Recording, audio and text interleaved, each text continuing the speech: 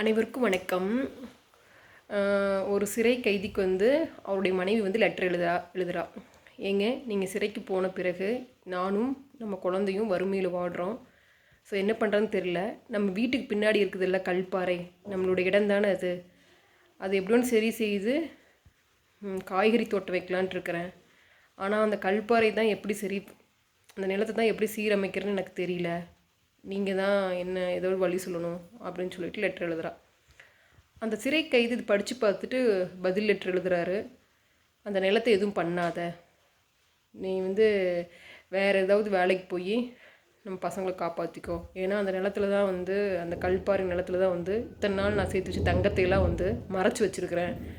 அது நான் வந்த பிறகு கொஞ்ச நாள் சிறையில் நான் 5-6 வருஷம் கழித்து எனக்கு விடுதலை பண்ணிடுவாங்க. நான் வந்த பிறகு எனக்கு மட்டும்தான் தெரியும். அதை எடுத்து நாம் பொழைச்சிக்கலாம். இப்போதைக்கு ஏதோ ஒரு வேலைக்கு போய் பசங்களை காப்பாற்று அப்படின்னு சொல்லிட்டு பதில் லெட்டர் எழுதுறாரு. கொஞ்ச நாளில் பார்த்திங்கன்னா மனைவி திரும்ப ஒரு லெட்டர் எழுதுறா. அந்த லெட்டர் என்ன எழுதியிருக்கு அப்படின்னா, ஏங்க, யாரோ சில பேர் வந்தாங்க, பெரிய இயந்திரமெல்லாம் எடுத்துகிட்டு வந்தாங்க. எடுத்துகிட்டு நம்ம கல்பாறையெல்லாம் உடச்சி அந்த நிலத்தையே சரி பண்ணிட்டாங்க. ஆனால் நீங்கள் சொன்ன மாதிரி அங்கே எங்கேயுமே தங்கமெல்லாம் இல்லவே இல்லைங்க அப்படின்னு சொல்கிறேன் எழுதியிருந்துச்சு. அதுக்கு கைதி என்ன பதில் லெட்டர் எழுதியிருக்கிறார் அப்படின்னா, நான் வேணும்னே தான் அப்படி எழுதினேன். அந்த இயந்திரத்தில் கொண்டு சரி செஞ்சது யாரும் கிடையாது, போலீஸ் தான். நான் உனக்கு எழுதின லெட்டர் கண்டிப்பாக அவங்க படிப்பாங்க எனக்கு தெரியும். ஸோ இப்போ நிலம் சரியாயிருச்சுல்ல, அங்கெல்லாம் ஒரு தங்கம் கிடையாது.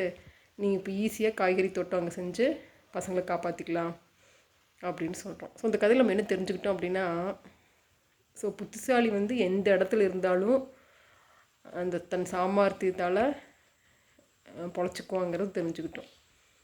உங்களுக்கு இந்த கதை பிடிச்சிருந்துச்சுன்னா லைக் பண்ணிவிட்டு சப்ஸ்கிரைப் பண்ணிடுங்க, கமெண்ட் பண்ணுங்கள்.